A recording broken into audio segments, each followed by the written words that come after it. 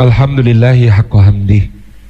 Alhamdulillahi hamdan katsiran thayyiban mubarakan fi. Nahmaduhu wa nasta'inuhu wa nastaghfiruhu wa nastahdi wa natubu ilaih. Wa la na'budu illa iyyahu wa natawakkalu alaih. Allahumma fasalli wa sallim wa barik ala sayyidina wa habibina wa syafi'ina wa maulana Muhammadin wa ala alihi wa ala ashabihi wa dhurriyyatihi wa man tabi'ahum bi ihsanin ila yaumina hadza wa ba'di. Assalamu alaikum warahmatullahi wabarakatuh. Hadratul afadil, para alim, para ulama, para asatid, para ustadzat, guru-guru umat yang senantiasa kita takdimi, hadratul mukarramin, para sesepuh masyarakat, para pemimpin, para tokoh, hadirin hadirat semuanya, rahimani wa rahimakumullah.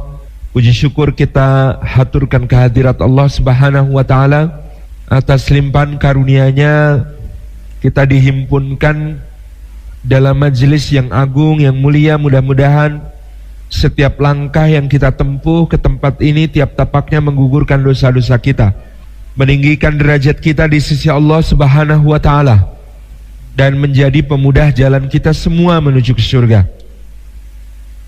Dan duduk kita semua semoga termasuk taman di antara taman-taman surga, tempat Allah mencurah-curahkan rahmat-Nya, menaungkan sayap-sayap malaikatnya, menurunkan sakinah ke dalam hati kita, dan menyebut-nyebut nama kita semua dengan bangga pada makhluk-makhluk mulia yang ada di sisinya.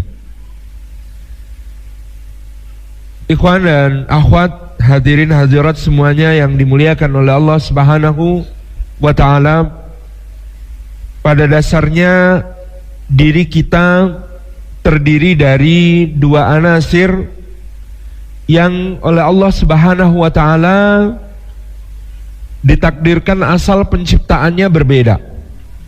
Kita memiliki jasad, dan jasad itu diciptakan Allah dari tanah. Maka dia mengandungi sifat-sifatnya tanah, dan dia akrab dengan segala sesuatu yang di sana ada tanah. Sementara jauh sebelum jasad itu diciptakan, Allah Subhanahu wa ta'ala telah menciptakan ruhnya. Dan ruh itu berasal dari Allah Subhanahu wa ta'ala, diciptakan langsung olehnya Jalla Jalaluh. Maka di dalam hidup kita di dunia, kita senantiasa akan ada di dalam kedua tarikan itu. Tarikan jasad untuk senantiasa ada tersambung dengan tanah, dan tarikannya ruh yang sudah sangat rindu kepada Allah Subhanahu wa ta'ala untuk kembali ke sisinya di surganya Allah Subhanahu wa ta'ala. Maka kalau kita mengikuti tarikan jasad, jasad itu mengajak kita berlama-lama di bumi. Karena bumi ini sebagaimana jasad terdiri atas tanah, maka kita diajak berlama-lama menikmati segala nikmat yang ada di bumi. Itulah kenapa bapak-bapak biasanya ditarik-tarik oleh bumi untuk memiliki sebanyak-banyaknya di atas bumi ini, untuk menikmati yang sebanyak-banyaknya di atas bumi ini, untuk menguasai yang sebanyak-banyaknya di atas bumi ini, untuk bertahan di bumi, berlama-lama di bumi. Sehingga kalau ibu-ibu, tarikannya termasuk ada formula anti-aging, anti kerut, anti penuaan. Karena apa? Karena tarikan jasad pengennya berlama-lama di bumi, berawet-awet di bumi. Tarikannya untuk menguasai dan menikmati sebanyak-banyaknya di bumi dan berlama-lama di bumi. Dan itu yang secara luar biasa sudah diketahui oleh musuh kita yang bernama syaitan. Sehingga godaan pertama yang dilakukan oleh syaitan, was-was pertama yang dibisikkan oleh syaitan kepada ayah dan bunda kita Adam dan Hawa alaihi wassalam adalah kalimat manahakuma rabbukuma antilkuma syajarata illa antakuna malakain au takuna minal khalidin. Wahai Adam dan Hawa, sesungguhnya Rabb kalian, Allah Subhanahu wa ta'ala, tidaklah melarang kalian dari pohon yang kalian dilarang itu, melainkan karena Allah tidak menginginkan kalian menjadi malakain, dua yang berkuasa, au takuna minal khalidin, atau kalian berdua menjadi makhluk abadi. Jadi godaan untuk berkuasa dan godaan untuk abadi, tarikan karena kita terbuat dari tanah, terhubung dengan bumi, ini juga sudah diketahui oleh musuh kita, syaitan. Inilah tarikan jasad. Di satu sisi kita memiliki jasad yang menarik-narik kita untuk berkuasa dan berlama-lama di bumi. Tetapi mana yang lebih abadi dari diri kita? Ruhnya atau jasadnya? Yang lebih lama bertahannya, ruhnya atau jasadnya? Ruhnya. Dari mana asalnya ruh itu? Dari sisi Allah di surga. Maka kalau dia di bumi, dia penduduk asli atau pendatang? Pendatang. Kalau jasad kita ini penduduk asli bumi karena terbuat dari tanah, maka ruh kita ini perantau. Dia aslinya penduduk surga. Dia aslinya berada di sisi Allah. Ketika dia di bumi, dia merasa nyaman atau tidak nyaman? Tidak nyaman. Pengennya segera pulang, pengennya segera balik. Seperti kalau kita bepergian, rindu kampung halaman. Seperti itulah keadaannya ruh ketika dia menjalankan tugasnya di bumi. Tapi karena dia sedang on mission, dia dilarang pulang sebelum waktu yang sudah ditentukan oleh Allah. Dia harus bertahan, bertugas di bumi, membimbing dan menggerakkan jasad untuk meniti siratal mustaqim, meniti jalan yang lurus. Dan itu tugas yang berat, bukan tugas yang ringan bagi ruh, sehingga dia ini merasakan sudah tugas berat di tanah yang asing, dalam keadaan rindu yang sangat kepada asal kampung halamannya, akhirat di sisi Allah Subhanahu wa ta'ala. Kalau kita sedang berada di negeri asing, merantau, sangat ingin kembali ke tanah kelahiran kampung halaman, apa yang membuat kita kuat untuk menjalankan tugas sampai akhir? Telepon-teleponan sama orang rumah, video call kalau perlu, dengerin suara anak atau suami, anak atau istri, begitu ya? Itu yang kita lakukan. Maka bagaimana ruh bisa bertahan di bumi? Mendengarkan sesuatu yang berasal dari tanah asalnya, dari asal kelahirannya. Apa itu? Al-Quranul Karim. Maka Al-Quranul Karim disebut oleh para ulama sebagai ruhul hayah, ruhnya kehidupan, ruhur ruh, ruhnya, ruh itu sendiri. Kalau jasad kita punya ruh, ruh kita ruhnya adalah Al-Quranul Karim. Karena untuk bertahan menjalankan tugas yang berat, supaya kita tidak tersesat jalan, supaya kita tetap on the track, supaya kita berada di jalan yang lurus dan misinya bisa dilaksanakan dengan sukses, maka harus selalu terhubung dengan kampung halaman, harus selalu terhubung dengan markas pusat. Ruh kita sedang menjalankan tugas di negeri asing, maka dia perlu terhubung selalu dengan yang memberi tugas, terhubung selalu dengan kampung halaman, terhubung selalu dengan asal muasalnya, yaitu di sisi Allah. Dan penghubung yang paling indah itu adalah Al-Quranul Karim.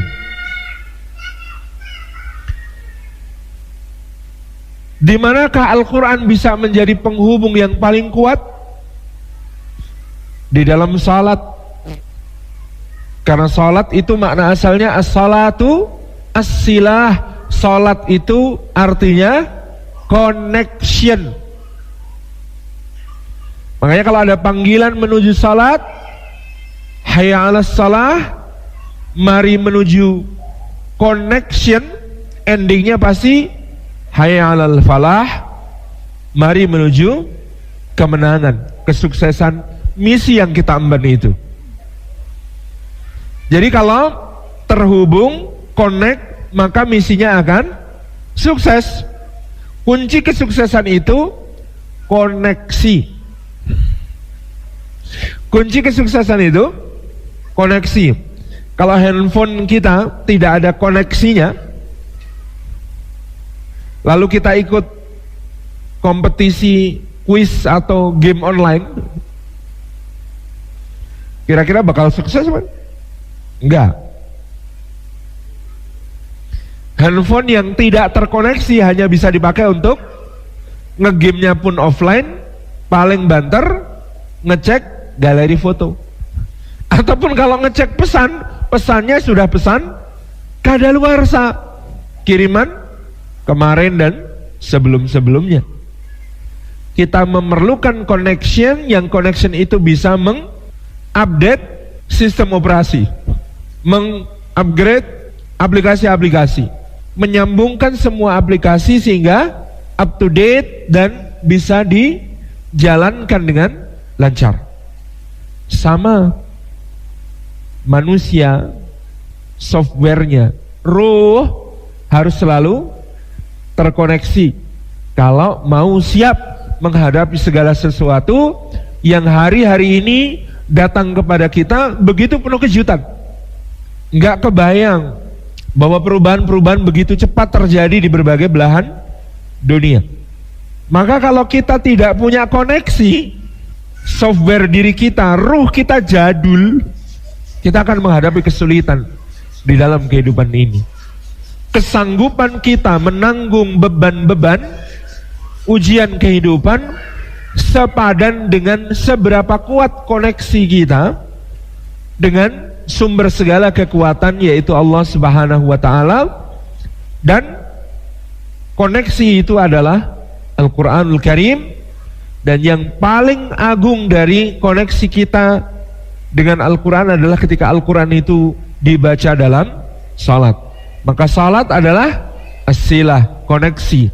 Maka ketika kita membaca surah Al-Isra, Inna Qur'an al-Fajri kana masyhuda, sesungguhnya Quran al-Fajri, bacaan Al-Quran di waktu fajar. Maksudnya apa itu? Bacaan Al-Quran di dalam salat fajar. Kana masyhuda, itu dipersaksikan oleh malaikat akan menjadi kekuatan yang luar biasa bagi orang beriman. Jadi semenderita apa seseorang yang terputus koneksinya dengan kampung halaman, dengan yang dicintai ketika dia berada di pengasingan, ketika dia berada di perantauan. Kemungkinannya dua. Ada orang yang nyaman-nyaman saja terputus dengan itu. Maka apa yang terjadi kalau sudah tidak merasa punya istri? Cari yang lain. Apa yang terjadi kalau sudah tidak merasa punya anak? Cari anak orang. Akan terjadi pelanggaran-pelanggaran dalam berbagai hal yang ketika kemudian keterhubungan itu tidak dijaga. Dalam surah Al-Kahfi ayat ke-28 dikatakan oleh Allah, wala tuti' man aghfalna qalbahu an dzikrina wattaba'a hawahu wa kana amruhu furuta. Dan jangan kamu ikuti wahai Muhammad orang yang telah kami lalaikan hatinya dari mengingat kami. Kalau koneksi putus, maka lalai dengan hubungannya dengan Allah. Apa yang terjadi? Wattaba'a hawahu. Orang yang terputus koneksinya pasti akan mengikuti hawa nafsunya. Wakana amruhu furuta. Kalau dia sudah mengikuti hawa nafsunya, maka jadilah urusannya itu melampaui batas. Pilihan pertama. Pilihan kedua, menderita. Ketika tidak punya koneksi, tidak terhubung, tidak tersambung dengan asal muasal, maka dia akan resapa, menderita, penuh dengan duka cita, bersedih atas masa lalu, takut akan masa depan, gelisah, resah, gundah, gulana. Dan itulah kebanyakan manusia yang lepas dari koneksi, keadaannya dua. Oh, dia enjoy nyatanya Ustadz hidupnya meskipun tidak terkoneksi dengan Allah. Pasti yang pertama tadi, karena memang merasa nyaman dari keterputusannya. Dia enggak merasa perlu terkoneksi, maka dia akan menjadi sumber kerusakan di muka bumi. Atau yang kedua, pengen terkoneksi, tetapi koneksi tidak berjalan dengan yang semestinya, sehingga yang terjadi adalah dia mengalami nestapa, derita, sedih, khawatir, gelisah, takut, tidak tentram di dalam hidupnya. Maka ketentraman ruh kita untuk menjalankan tugas kehidupan itu sebanding dengan koneksi yang kita bangun dengan Allah Subhanahu wa ta'ala. Dan terbaik koneksi itu adalah melalui Al-Quran dan As-Salah. Al-Quran dan As-Salah dalam makna yang bisa saling menggantikan satu sama lain. Bapak Ibu yang dirahmati oleh Allah Subhanahu wa ta'ala, zikir wala tuti man aghfala qalbahu an dzikrina, tadi kalimatnya. Dan jangan kamu ikuti wahai Muhammad orang yang kami lalaikan hatinya dari mengingat kami. Oleh karena itulah sebaik-baik zikir juga adalah Al-Quranul Karim. Karena Al-Quranul Karim itu disebut juga dengan zikr, selain disebut dengan At-Tanzil, selain disebut dengan An-Nur, selain disebut dengan Al-Quran, Al-Furqan, maka dia disebut oleh Allah Subhanahu wa ta'ala disebut sebagai Az-Zikr. Dan zikrnya Quran itu Tabarakar Rahman bukan hanya ada padanya, tetapi dia yang menjadi sumber zikr. Karena kata zikr itu kalau kita lihat surah Al-Anbiya ayat ke-10 juga bisa berarti kemuliaan. Laqad anzalna ilaikum kitaban fihi dzikrukum. Sungguh telah kami turunkan kepada kalian sebuah kitab yang di dalamnya terdapat dzikrukum, sumber kemuliaan bagi kalian. Jadi terhubung ya semuanya. Zikr itu koneksi. Koneksi juga, ingat sama Allah itu koneksi. Zikr itu ingat. Zikr itu ketentraman. Zikr itu kemuliaan. Maka Al-Quran Karim disebut sumber kemuliaan karena segala sesuatu yang dinisbatkan kepada Al-Quran maka dia mulia. Malaikat yang membawa Al-Quranul Karim turun dari sisi Allah kepada hambanya namanya Jibril. Dan Jibril alaihissalam semulia-mulia malaikat. Kenapa? Karena dia yang membawa wahyu Al-Quranul Karim. Manusia, Nabi, Rasul yang turun kepadanya Al-Quranul Karim namanya Muhammad sallallahu alaihi wasallam. Maka dia semulia-mulia Nabi, dia semulia-mulia Rasul, dia semulia-mulia manusia. Malaikatnya jadi malaikat termulia, Nabi dan Rasulnya menjadi Nabi dan Rasul termulia. Malam diturunkannya Al-Quranul Karim namanya Lailatul Qadar. Inna anzalnahu fi Lailatul Qadar. Maka dia menjadi malam yang paling baik, paling mulia, lebih mulia daripada 1000 bulan. Bulan yang di dalamnya diturunkan Al-Quran namanya Ramadan. Sebelum ada Al-Quran turun di bulan Ramadan, Ramadan bukan bulan mulia. Bulan mulia itu ada 4 bulan haram, 3 berkumpul, Dzulqa'dah, Dzulhijjah, Muharram, yang 1 misah namanya Rajab. Tapi begitu Al-Quran Al-Karim turun di bulan Ramadan, siapa yang disebut Sayyidus Syuhur? Siapa yang disebut sebagai tuannya segala bulan? Ramadan. Karena apa? Al-Quran. Jadi inilah kitaban fi dzikrukum, kitab yang di dalamnya terdapat dzikr, pengingat bagi kita, koneksi bagi kita, bagi ruh kita dengan Allah Subhanahu wa taala, ketersambungan kita dengan Allah Subhanahu wa taala, koneksi yang menguatkan hati kita, menguatkan ruh kita untuk tetap bertahan on mission di bumi sampai batas waktu yang telah ditentukan Allah ketika ajal tiba nantinya.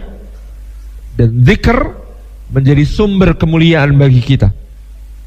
Maka bagi kita umatnya Muhammad sallallahu alaihi wasallam, bahkan tingkat kemuliaan kelak di surga itu ditentukan dengan seberapa akrabnya hubungan kita dengan Al-Quranul Karim.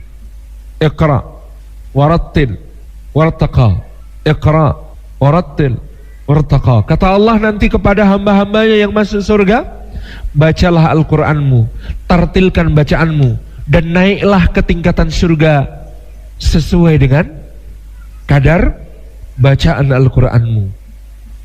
Tabarakar Rahman. Baca, tartilkan bacaanmu, naiklah ke tingkatan surga berikutnya. Baca, tartilkan bacaanmu, naiklah ke surga tingkatan berikutnya. Tabarakar Rahman.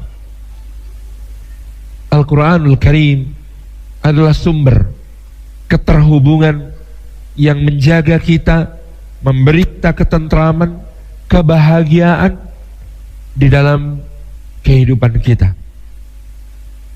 Bapak Ibu, ikhwan dan akhwat yang dimuliakan Allah, maka mengapa hati beriman rindu kepada Al-Quranul Karim? Karena itu adalah hakikat fitrahnya. Ruh yang rindu kepada Allah, maka satu-satunya hiburan penguatnya adalah Al-Quranul Karim. Firman-Nya Allah, kata-katanya Allah. Ini yang akan membuat dia bertahan di dalam tugas kehidupannya. Maka mari kita perhatikan, setelah kita rindu kepada Al-Quranul Karim, seberapa level keakraban kita dengan Al-Quranul Karim yang akan menentukan seberapa tinggi kelak derajat kita di sisi Allah Subhanahu wa ta'ala. Dalam surat Al-Furqan, Allah Subhanahu wa ta'ala menyampaikan, wa qala ar-rasul rabbi inna qaumi ittakhadhu hadzal qur'ana mahjura. Dan Rasulullah sallallahu alaihi wasallam akan berkata, Rabbi, sesungguhnya kaumku telah menjadikan Al-Quran ini sebagai sesuatu yang tidak dipedulikan, yang ditinggalkan, mahjura.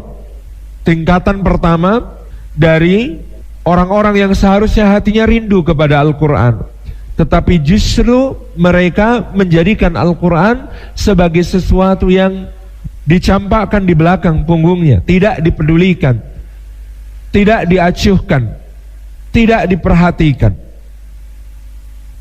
Mahjura. Dan barang siapa yang tidak mempedulikan Al-Quranul Karim, dalam tafsir disebutkan, maka Allah juga tidak peduli padanya.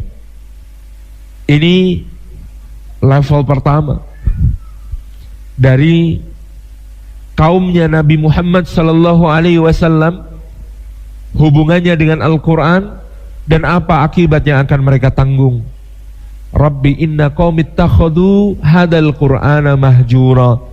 Wahai Rabbku, sungguh kaumku telah menjadikan Al-Quran ini sebagai sesuatu yang tidak dipedulikan. Enggak melecehkan, enggak menghinakan, enggak menganggap Quran bohong, enggak menganggap Al-Quran itu enggak benar, bukan, tapi enggak peduli. Tetap dalam hatinya Quran itu mulia, tapi tidak disentuh, tidak dibaca, tidak ditadabburi, tidak diambil pelajarannya, tidak dijadikan panduan kehidupan. Maka level ini disebut orang-orang yang tidak mempedulikan Al-Quran. Ingat kalimatnya, tidak mempedulikan, bukan berarti mengingkari, bukan berarti membuang, bukan berarti menolak, bukan berarti menentang, enggak. Tetapi dia menjadikan Quran sebagai sesuatu yang tidak dia pedulikan. Kita bicara tentang Hati yang seharusnya sudah rindu kepada Al-Quran, tetapi mereka ternyata ada yang tidak memedulikan Al-Quran itu sendiri, meletakkannya di belakang punggungnya dan tidak mengacuhkannya, tidak membacanya, tidak menghafalnya, tidak mempelajarinya, tidak mengambil pelajaran darinya. Di dalam surat Ali Imran, Allah Subhanahu wa taala berfirman, "Hada bayanul linnas wa hudan wa mau'izatan lil muttaqin." Hada bayanul linnas wa hudan wa mau'izatan lil muttaqin. Hada Al-Quran ini bayanul linnas, adalah penjelasan-penjelasan bagi manusia, wahudan dan petunjuk, wa mau'izatun dan nasihat-nasihat yang mesra, lil muttaqin bagi orang-orang bertakwa. Level berikutnya dari hati yang rindu kepada Al-Quran, ada hati yang rindu kepada Quran tetapi dia menjadikan Al-Quran hanya sebatas seperti buku panduan wisata, tapi dibaca di dalam kamar hotel. Saya datang dari Jogja ke Bandung, kemudian membuka sebuah buku panduan wisata kota Bandung. Oh, bagus ya, di sana ada kawah putih. Wah, ini jalan-jalan di Braga, asik ya. Wah, ini Cibaduyut, sepatunya keren-keren. Wah, ini factory outletnya, barangnya bagus-bagus. Tetapi dia tidak pernah beranjak keluar dari kamar hotelnya, sekedar membacanya di situ. Maka dia menjadikan Al-Quran hanya sebagai bayanul linnas. Ini penjelasan-penjelasan bagi manusia. Oh, dulu ada orang namanya Fir'aun. Oh, kehidupannya begini. Musuhnya namanya Musa. Musa punya kakak namanya Harun.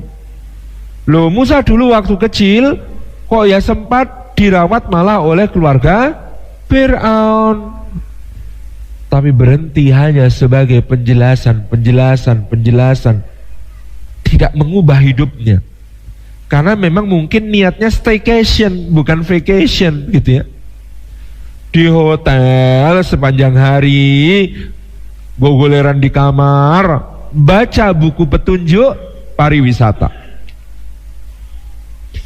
Ada enggak orang yang begitu terhadap Al-Quran? Masih mending ini daripada yang pertama tadi, yang mahjuro. Sudah masuk kamar, buku panduan wisatanya dilempar ke belakang punggung, enggak pernah dibaca. Ini baca, tetapi dia menjadikan Quran sekedar sebagai penjelasan, gak ada langkah lebih dari itu. Yang berikutnya, hati yang rindu kepada Al-Quranul Karim digambarkan oleh ayat ini, wahudan, dan menjadi petunjuk. Kalau menjadi petunjuk, ini sudah sangat keren dan pasti selamat. Buku panduan wisatanya dibawa keluar, dijadikan petunjuk untuk jalan-jalan keliling kota Bandung, Kabupaten Bandung, dan Bandung Raya seluruhnya. Tabarakar Rahman. Jadi ini dipakai untuk jalan-jalan, lalu dia benar-benar mengikuti petunjuk. Oh, kalau di sini jalannya searah, jangan lawan arah. Oh, kalau di sini ini daerah untuk pedestrian, harus jalan kaki. Oh, kalau lampu merah harus berhenti. Oh, kalau lampu kuning harus ngebut karena keburu merah. Pokoknya semua petunjuk di dalam buku dia lakukan, maka dia selamat.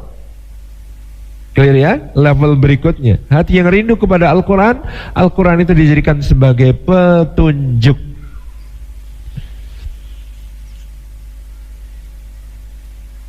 Yang paling luar biasa yang keempat, ketika Allah katakan wa mau'izatul lil muttaqin. Dan Quran itu menjadi teman akrab, memberi nasihat kepada orang-orang bertakwa. Ini tidak lagi mengandalkan buku, tapi begitu sampai ke Bandung, ada teman orang Bandung asli yang siap nganter kemana-mana dan sayang banget sama kita, siap dijadiin tempat curhat dan berkeluh kesah. Bahkan kalau perlu duit habis bisa minta sama dia. Traktir kemana-mana, Masya Allah, kita menikmati perjalanan bersama dia. Ini level tertinggi orang yang menjadikan Quran sebagai sahabatnya. Ya, semua rindu, tapi ada yang orang rindu. Yang pertama, menjadikan Quran mahjura, tidak dia pedulikan. Kepeduliannya tentang Al-Quran sekali dalam hidup, ketika mushaf Al-Quran dijadikan sebagai mahar dalam pernikahannya. Selesai jadi mahar, masukkan ke dalam rak, tidak pernah dibuka lagi. Majur. Yang kedua, kalau Quran dijadikan sebagai bayan, penjelasan-penjelasan, maka dia baca tetapi tidak tergerak oleh Al-Quran. Dia menjadikan Quran sekedar sebagai informasi. Oh begitu. Oh, di dalam Al-Quran Allah memerintahkan sholat. Lah, kamu sholat apa enggak? Ya, kan itu persoalan private, hubungan saya dengan Tuhan. Intinya sholat apa enggak? Ini persoalan private, ini enggak boleh ditanyakan kayak begitu, enggak sopan. Bayan. Yang ketiga yang menjadikan Quran sebagai petunjuk, apa kata Quran dia ikuti. Dia menempuh perjalanan dalam kehidupan ini, menyusuri gang-gang kehidupan itu dengan mengikuti petunjuknya Al-Quranul Karim. Selamat, aman. Level ketiga ini sudah level aman, selamat, sentausa, tidak kurang suatu apa. Tapi yang istimewa memang orang-orang yang menjadikan Al-Quranul Karim sebagai teman akrab. Kemana-mana bareng, kemana-mana gandengan tangan, kemana-mana gitu ya, pelukan, kemana-mana nyambung, ngobrol, asyik. Al-Quran. Dan itulah yang dididikkan oleh Allah Subhanahu wa taala, misalnya kepada Rasulullah Muhammad sallallahu alaihi wa alihi wasahbihi wasallam. Muhammad itu orang yang menanggung beban paling berat dari seluruh umat manusia. Muhammad sallallahu alaihi wasallam itu adalah orang yang tugas misi hidupnya paling susah dari semua manusia yang pernah ada. Tugasnya menyampaikan risalah, mengemban amanah dari Allah untuk berdakwah kepada golongan jin, manusia, dan seluruh semesta alam. Tugasnya paling berat, tanggung jawabnya paling berat. Yang menarik, Allah Subhanahu wa taala meminta Muhammad, karena tugasnya berat itu, untuk seakrab mungkin dengan Al-Quranul Karim. Allah mengatakan di dalam suratil Muzammil, innalaka fin nahari sabahan tawila. Sesungguhnya wahai Muhammad, engkau di siang hari punya urusan yang panjang dan melelahkan, punya tanggung jawab yang besar dan berat. Engkau di siang hari ribet urusan, berat tanggung jawab. Innalaka fin nahari sabhan tawila. Apakah kemudian Allah mengatakan, maka dari itu wahai Muhammad, boboknya yang cukup ya, minimal 8 jam. Jangan lupa cuci tangan, cuci kaki sebelum bobok, dan minum susu. Apakah Allah mengatakan begitu kepada Muhammad SAW yang kepada dikatakan kepadanya, innaka laka fin nahari sabhan tawila, sungguhnya engkau di siang hari urusanmu panjang berat melelahkan? Enggak, justru Allah minta Muhammad SAW memperkuat interaksinya dengan Al-Quran dengan kata-kata qumil laila illa qalila nisfahu awinkus minhu qalila auzid alaihi warattilil qur'ana tartila. Masya Allah, kalau kamu urusannya berat dan melelahkan, maka justru kamu harus mengisi malammu dengan interaksi yang sangat akrab dan sangat intens dengan Al-Quran. Berdirilah di waktu malam kecuali sedikit, separuhnya atau kurangilah sedikit dari separuh itu, atau tambahkanlah dari separuh itu. Dan yang terpenting, bacalah Al-Quranul Karim yang telah turun kepadamu dengan cara yang tartil, karena kekuatannya di situ. Seberapa besar kekuatan Al-Quranul Karim itu sehingga dia bisa menyangga ruhnya Nabi Muhammad SAW yang mendapatkan beban dari Allah Subhanahu wa Ta'ala, beban yang sangat berat untuk membawa risalah nur cahaya Islam kepada seluruh umat manusia, jin dan bahkan alam semesta. Lau anzalna hadzal qur'ana ala jabalin la ra'aitahu khasyi'an mutasaddian min khasyatillah. Dalam surah Al-Hasyr Allah mengatakan, seandainya kami turunkan Al-Quran ini kepada gunung, mana yang lebih kuat, gunung atau Al-Quran? Al-Quran, sehingga Allah mengatakan, "Lau anzalna hadzal Qur'ana ala jabal la ra'aitahu khasyi'an mutasaddian min khasyatillah." Maka kamu akan lihat gunung itu, wahai Muhammad sallallahu alaihi wasallam, diam gemeteran ketakutan dan bahkan kemudian hancur, pecah berantakan karena takut kepada Allah Subhanahu wa Ta'ala. Itu kekuatannya Quran. Maka kalau engkau hendak menanggung beban semesta alam karena engkau diutus sebagai Rasul untuk mereka semua, kekuatanmu adalah kekuatan Al-Quran. Tabarakallah. Jadi semakin kuat interaksi seseorang dengan Al-Quranul Karim, maka akan semakin kuat pula dia menanggung segala beban. Semakin dia mendekati apa yang disebut sebagai wa mau'izatul lil muttaqin, keakraban yang seperti teman semesra-mesranya teman dengan Al-Quran di dalam kehidupan, maka dia akan menjadi orang yang sangat kuat memberi kepada yang lain. Karena di dunia ini hanya ada dua tipe manusia, bukan kaya dan miskin, bukan cantik dan jelek, bukan pandai dan bodoh, bukan mulia dan hina. Dua macam manusia yang akan selalu terbagi manusia ke dalam dua golongan itu adalah manusia yang menanggung beban dan manusia yang membebani yang lain. Hanya ada dua, manusia yang menanggung beban ataukah manusia yang membebani yang lain.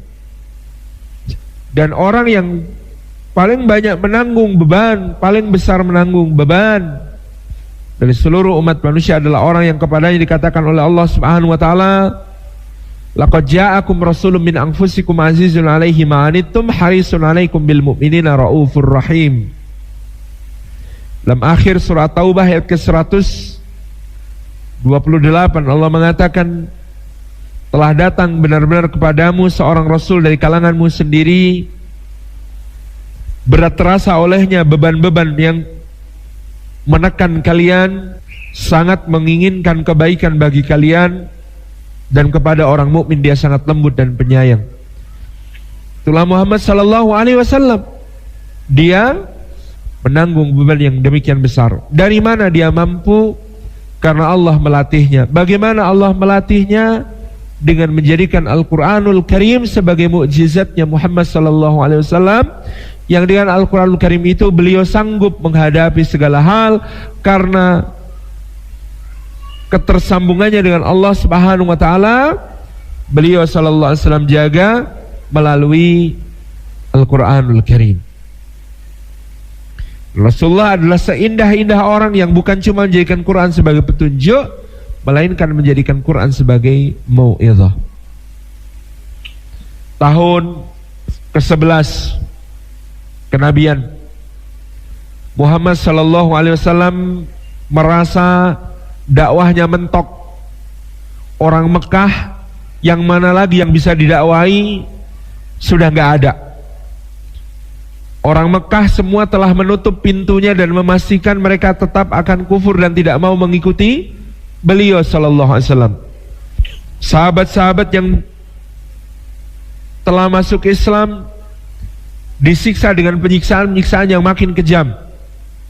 Diboikot di Syekh Abi Thalib, tidak diajak jual beli, tidak diajak untuk pinjam meminjam ataupun akad apapun, tidak menikahkan dan tidak dinikahkan dengan Rasulullah SAW, Bani Hashim, Bani Muthalib dan kaum muslimin pada umumnya, sehingga mereka harus bertahan di Syekh Abi Thalib. Susah berat betul yang dialami Rasulullah. Seakan-akan 11 tahun berdakwah itu sudah akan finish di situ dengan kegagalan. Belum lagi wafatnya Khadijah radhiyallahu anha, belum lagi meninggalnya Abu Thalib yang sampai akhir hayat tidak sempat bersyahadat. Semua itu adalah beban-beban terberatnya Muhammad sallallahu alaihi wasallam. Ketika dia disebutkan oleh Allah, fala'allaka bakhi'un nafsaka alla yakunu mu'minin, maka hampir-hampir engkau bunuh diri aja wahai Muhammad, karena kamu merasa berat bahwa mereka tidak mau beriman kepadamu, karena mereka merasa berat seakan-akan bahwa semua tugasmu telah mentok, semua tugasmu telah tidak bisa lagi diakal-akalin mau bagaimana caranya untuk menambahkan seorang saja ke dalam pangkuan Islam. Kamu tidak tahu Muhammad sallallahu alaihi wasallam. Maka apa yang terjadi Bapak Ibu yang dirahmati oleh Allah Subhanahu wa taala? Allah Jalla Jalaluh menurunkan surah Hud, surah Nuh, surah yang bercerita tentang kisah para Rasul alaihi wassalatu wassalam. Bayangkan Anda sedang merasa sudah bertugas selama 11 tahun dan itu sudah menghabiskan seluruh energi, beratnya luar biasa. Tiba-tiba Allah bercerita ada orang namanya Nuh alaihissalam, itu mulai dakwah umur 450, menyelesaikan dakwah umur 950, berarti total 500 tahun berdakwah dengan tantangan-tantangan yang sangat berat luar biasa, dan dia tidak menyerah. Anda baru saja mau mengadu kepada Allah, ya Allah 11 tahun sudah berat sekali ya Allah. Lalu Allah cerita, ini ada loh yang dakwahnya 500 tahun, tantangannya lebih berat dari kamu. Dia kusuruh bikin kapal di atas gunung yang memang itu tidak masuk akal, sampai tiap hari jadi bahan olok-olokan kaumnya, dan seterusnya. Bayangkan perasaan Nabi Muhammad SAW yang baru mau curhat sama Allah bahwa dia sudah berat sekali karena sudah 11 tahun. Lalu Allah bilang, ada loh yang 500 tahun dan tidak menyerah loh gitu. Jelek bahasa gitu, dalam saudara-saudara. Dan itu yang dialami Muhammad sallallahu alaihi wasallam. Kalau teman-teman perhatikan, nama siapa yang paling banyak disebut di dalam Al-Quranul Karim? Nama siapa yang paling banyak disebut dalam Al-Quranul Karim? Namanya Musa alaihi salam. Kenapa Musa? Coba perhatikan penjelasan para ulama. Pertama, seakan-akan Musa itu dijadikan pelecut Nabi Muhammad SAW agar bersemangat di dalam tugas-tugas dakwahnya. Karena apa? Karena satu, Muhammad SAW sempurna lahir dan batin. fisiknya sempurna, akalnya sempurna, ruhaninya sempurna. Karena Rasulullah Muhammad SAW sangat fasih lidahnya, fasih lisannya, bahasa Arabnya dibesarkan di Bani Sa'ad bersama Halimatus Sa'diyah yang terkenal bahasa Arabnya sangat baik. Ini yang kemudian menjadikan Muhammad bisa bicara Arab paling fushah. Muhammad SAW juga menirukan dialognya orang Iraki, menirukan dialognya orang Yaman, menirukan dialognya orang Syam, orang Hijaz, orang Quraisy, dan berbagai kabilah. Seakan-akan Allah hendak berkata, wahai Muhammad SAW, bandingkan dirimu dengan Musa.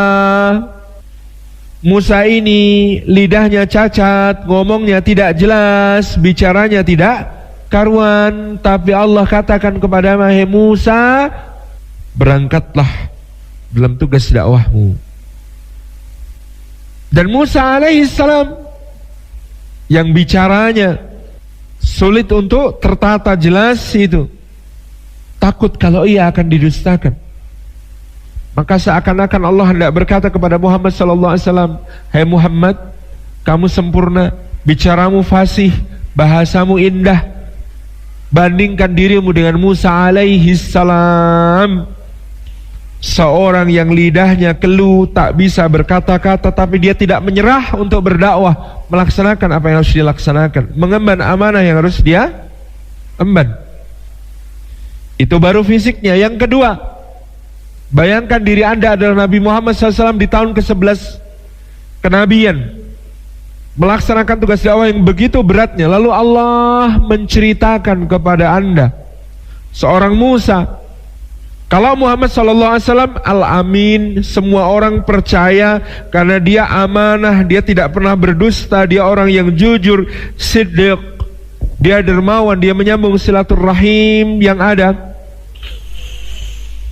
Muhammad SAW di dalam segala track record rekam jejaknya putih bersih, tidak ada yang pernah merasa disakiti, didolimi oleh Muhammad SAW.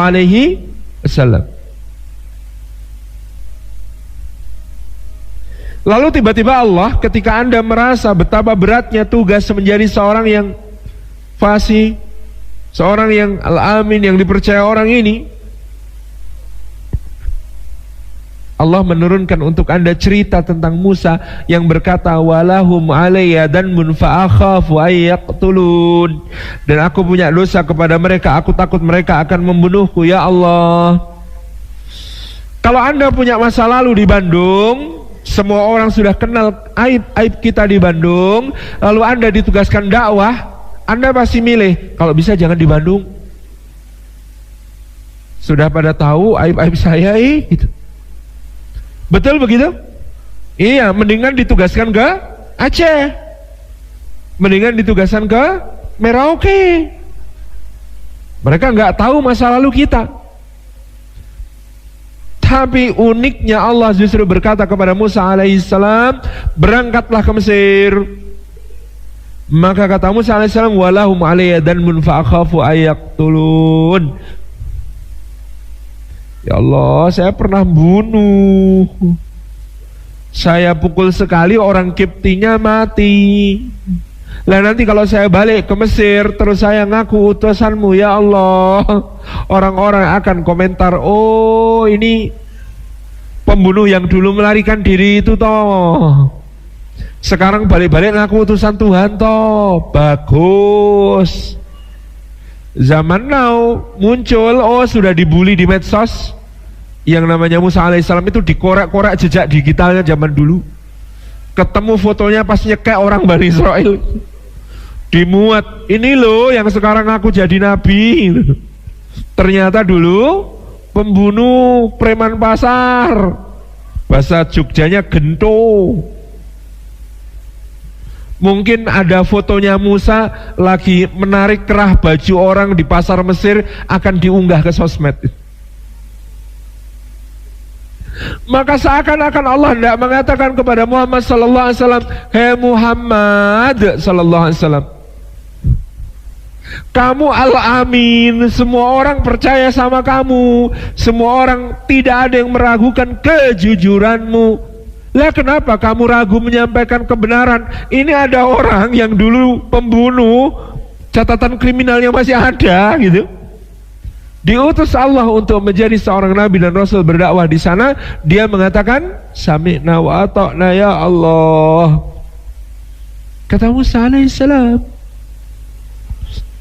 Jadi yang pertama soal fisik, hai Muhammad, kamu bahasanya fasih, ucapannya indah, omongannya bener. Masa kalah sama Musa yang ngomong aja susah, yang cadel, yang tidak sempurna bicaranya. Tabarak Rahman. Yang kedua, hai Muhammad, kamu al-amin, track recordmu jauh. Kamu orang terpercaya, bergenerasi ke generasi.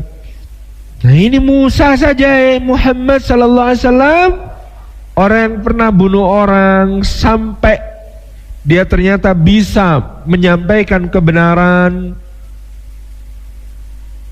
dan dia tidak gentar. Masa kamu yang track recordnya sempurna gentar? Akrab. Yang ketiga, Muhammad diminta merenung oleh Allah Subhanahu wa taala.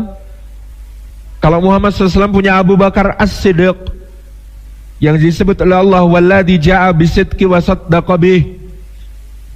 Ketika ada Muhammad datang membawa kebenaran, maka Abu Bakar tidak pernah absen untuk membenarkannya. Kamu punya Al-Faruq Umar yang sangat pemberani di dalam membela kebenaran. Kamu punya Utsman yang mengorbankan semua hartanya dengan malu-malu.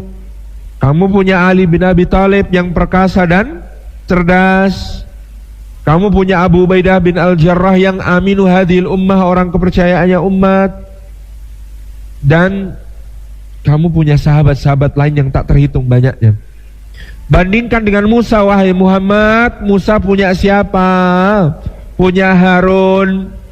Itu pun Harun ketika ditinggal di Tursina 40 malam, maka ketika kaumnya menyembah patung sapi, Harun tidak bisa berbuat apa-apa. Subhanallah. Maka wahai Muhammad, mana yang lebih pantas untuk istiqomah, kamu atau Musa?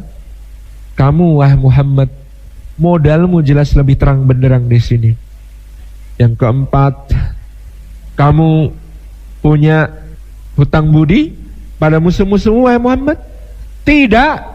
Nabi Muhammad SAW tidak punya hutang budi kepada Walid bin Mughirah, Al-As bin Wa'il As-Sahmi, Abu Jahal, Amr bin Hisham, Abu Lahab, Nadar bin Haris, Ubah bin Abi Mu'aid, Ubay bin Khalaf, Umayyah bin Khalaf, Utbah bin Rabi'ah.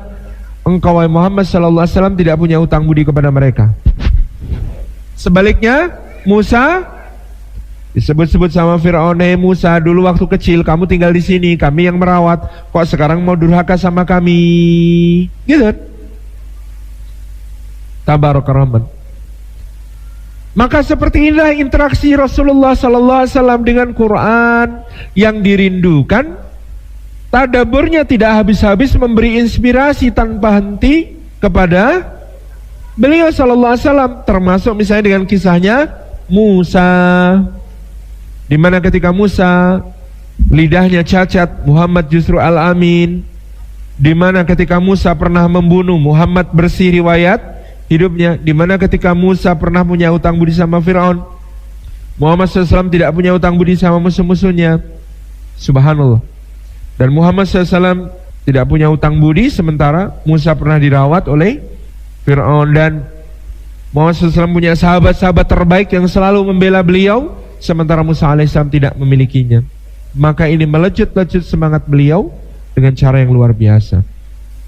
Al-Quran disebut oleh Allah sebagai syifa'ul lima fis sudur, obat bagi segala penyakit yang ada di dalam dada.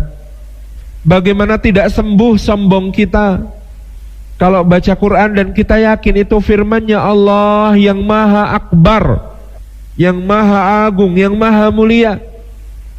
Bagaimana tidak sembuh tamak kita kalau kita membaca Al-Quran, yang Al-Quran itu adalah firman-Nya Zat yang maha memberi rizki, maha dermawan, maha luas karunia-Nya. Ar-Razzaq, Al-Fattah, Al-Wahhab, ini yang akan menjadi penyembuh bagi kita. Bagaimana sedih tidak sembuh kalau dalam Al-Quran Allah mengajak kita tamasya ke surga. Bagaimana semangat untuk memperturutkan syahwat tidak putus ketika kita kemudian membaca Al-Quran dan menemukan keindahan surga dan mengerikannya neraka. Sembuh semua yang ada di dalam dada. Bagaimana dengki tidak sembuh kalau yang kita baca adalah firman-Nya Allah yang Maha Adil, tidak pernah zalim, yang membagi-bagi karunia kepada siapapun yang dikehendakinya. Tabarakah. Syifa. Maka Imam Hasan Al-Basri berkata, setiap kali hidupku terasa berat dan susah, maka aku pun membaca surah Yusuf. Begitu selesai baca surah Yusuf, maka semua penderitaanku terasa menguap begitu saja. Sebab apalah artinya semua kesempitan hidupku dibanding apa yang dialami oleh Nabi Yusuf alaihissalam. Dari kecilnya penuh petualangan dan dituduh berdosa padahal tidak, lika-liku yang luar biasa, penuh suka duka. Maka kata Hasan Al-Basri, setiap kali aku galau dengan hidupku, aku baca surah Yusuf. Habis baca surah Yusuf selesai semua. Yang ku alami gak ada apa-apanya dibandingkan yang dialami Nabi Yusuf alaihissalam, yang punya penyakit yang membuat dia harus terbaring membaca kisahnya Ayub alaihissalam. Maka dia akan menemukan penguatan luar biasa. Yang pernah bersalah dan menyesal atas kesalahannya, dia membaca kisahnya Yunus alaihissalam, maka kelak dia akan menemukan la ilaha illa anta subhanaka inni kuntu minadh dhalimin sebagai salah satu doa yang paling luar biasa untuk mengeluarkan kita dari kegelapan menuju cahaya, mengeluarkan kita dari masalah-masalah menuju penyelesaiannya. Inilah gambaran dari hati yang kemudian dirindukan oleh Al-Quranul Karim, yang rindu kepada Allah Subhanahu wa Ta'ala, yang ingin menyambungkan dirinya dengan petunjuk dan menjadikan Quran sebagai sahabat akrabnya untuk ditanyai berbagai urusan di sepanjang jalan. Semoga Allah membimbing kita selalu dengan Al-Quranul Karim. Semoga Allah jadikan Quran sebagai pembela kita, bukan penggugat kita. Semoga Allah jadikan kepada kita Al-Quran sebagai pemberi syafaat yang besar, insyaAllah. Demikian yang dapat kita sampaikan. Wassalamualaikum warahmatullahi wabarakatuh.